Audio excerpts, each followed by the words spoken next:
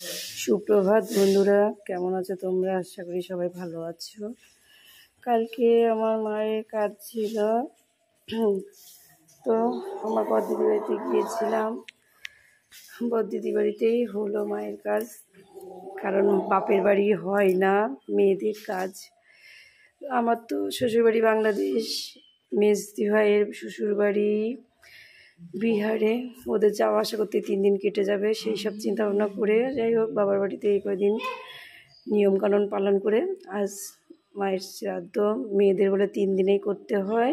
যাই হোক, তো আমরা 3 বোন সিদ্ধান্ত নিলাম, বদ্দি বললো বদ্দি বাড়িতে করতে।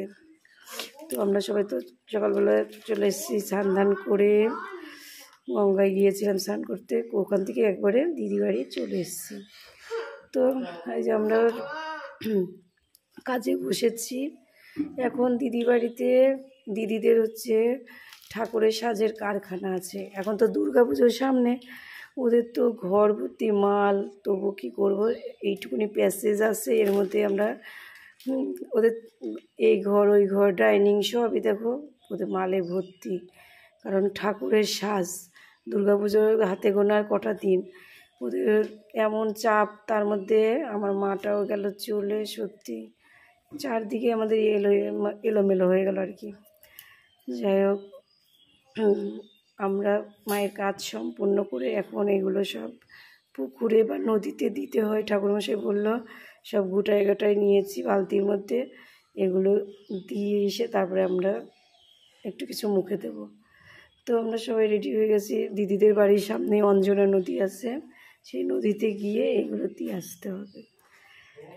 হ্যাঁ, দিদি বাড়ির পরিবেশটা দেখেছো বন্ধুরা, কত সুন্দর। দেখো, আমার তো খুব মজা লাগে দিদি বাড়িতে আসতে। ওর শ্বশুর বাড়ি ছিল টাউনের ওদিকে, ও নিজের একটা এই জায়গাটা কিনে বাড়িটা তৈরি করেছে, কয়েক বছর হলো, 2-4 বছর। তো সত্যি পরিবেশটা এত সুন্দর, পরিবেশটা সে আর বলার কথা না। আমার তো খুবই ভালো লাগে বন্ধুরা, তোমাদেরও নিশ্চয়ই এরকম পরিবেশ ভালো লাগে। দেখো মাটির রাস্তা, তারপরে তোমার ছাগল, তারপরে মুরগি, গরু ইত্যাদি গ্রামে যা কিছু থাকে, পশু পাখি। আমরা যেখানে বেথুয়াতে বাস করি সেটা কিন্তু এত গ্রাম নয়, মফস্বল। সে যাই হোক না, টাউন না গ্রাম, মোটামুটি ভালো জায়গায় থাকি।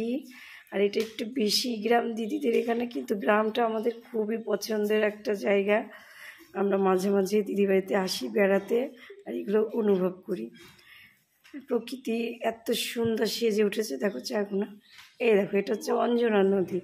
আমি নামতে চেয়েছিলাম, দিদি বলে নামো না, তুই পারবি না, হ্যাঁ স্লিপেটে পড়ে যেতে পারিস। আমাদের অভ্যাস আছে এখানে নামার, আমি নামি। তো আমিও একটু ভয় ভয় লাগছিল, কারণ ওখানে স্লিপ ছিল, বৃষ্টি হয়ে গেছে। তো যাই হোক, দিদিভাই ভালোই নেমে গেল। আমরা এই যে উপরে দাঁড়িয়ে আছি, সবাই আছি। আর আমার মিষ্টু তো সারাক্ষণ আমাদের পিছে পিছেই আছে, ওর কোনো নড়াচড়ার কোনো গান নাই। আমরা যেখানে যাব ও সেখানেই যাবে, এরকম মেয়েও। সে যাই হোক, ওরও ভালো লাগে এইসব পরিবেশে এসে। আসলে ও তো এরকম দেখে না আমাদের ওখানে, ওর জন্য আরও বেশি ভালো লাগে। সারাদিন আমাদের সব শেষ হলো, এখন বিকেল 5টার মতন বাজে। আমরা সবাই এখান থেকে গিয়ে আর বাদবাকি যা কাজ টাজ থাকবে করে আমরা এখন কিছু মুখে দেবো। টাটা বন্ধুরা।